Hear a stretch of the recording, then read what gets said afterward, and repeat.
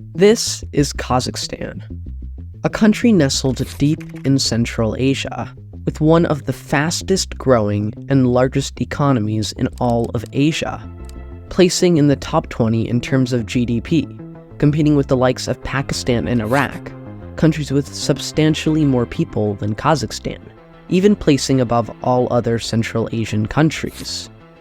Consider the country of Uzbekistan, Kazakhstan's southern neighbor. The Kazakh population is estimated to be around 19 million, whereas Uzbekistan has a population of almost twice that at 34 million. However, when we compare their GDP, Kazakhstan has almost 3 times that of Uzbekistan. But with this incredible economy, one has to wonder how this happened. How the sparsely populated nomadic area of Kazakhstan became the richest country in Central Asia. This story is best to begin in 1899, when Kazakhstan was still part of the Russian Empire. It was in this year that oil was found in the northern Caspian Sea off the coast of Kazakhstan, and the first of what would be many oil rigs was constructed, beginning a new era for this forgotten backwater. But this didn't benefit the Kazakh region all that much, as over 50 years ago, the area of Kazakhstan had been annexed by the Russian Empire, and because of this, most of the money made from this oil was put toward funding factories and projects in the Russian East, where the majority of the Russian Empire's population was located. Finding oil in the Caspian Sea was an extreme stroke of luck for the Russian Empire, as they held control of almost all of the sea, and so oil production, however slowly, grew in the Caspian region, with many offshore oil rigs being constructed. This newfound oil became a crucial part of Russia's war effort in World War I, when Germany invaded the Russian Empire. But this fight against Germany was short-lived, because after suffering many major defeats to the German army, the Russian Empire could no longer sustain a war effort of such scale, and so the Treaty of Brest-Litovsk was signed. But this treaty was not signed by the Tsar, as in late 1917, with mass starvation spreading all throughout the empire, the Winter Palace was stormed by the people of Petrograd, who forced the Tsar to his untimely death, marking a new start for Russia. As an immediate solution, the provincial government was set up in Russia, but really had no real authority. And it was during this time that, amidst the chaos, an independent Kazakh state was created, known as the Alash Autonomy. But the Kazakhs' brief independence did not last, because once the dust had settled, their Russian neighbors set out to reunite the Russian Empire under a new communist nation, the Soviet Union, with the Russian-controlled Kazakh SSR succeeding the Alash Autonomy. The first few decades that Kazakhstan was part of the Soviet Union, Kazakhstan suffered through 2 major famines. The first one hit in 1919, and over a 3-year period it is estimated that as many as 2 million people lost their lives.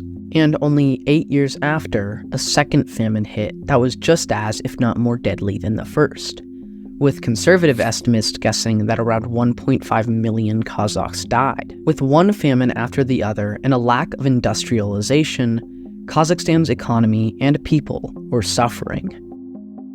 And despite having oil in their territory, little of this money benefited the Kazakh SSR. However, Kazakhstan did experience some economic growth during World War II, when under attack, the leader of the Soviet Union, Joseph Stalin, moved the factories from Russia's east further west, mostly into the Kazakh SSR. But although World War II did benefit Kazakhstan in some small ways, the most significant mark that was left by the war was a loss of around a quarter of their population. However, following World War II, life in the Soviet Union only got better, with strong economic growth continuing through the 80s. But for Kazakhstan, it wasn't until the 60s and 70s that their economy and their oil production really took off.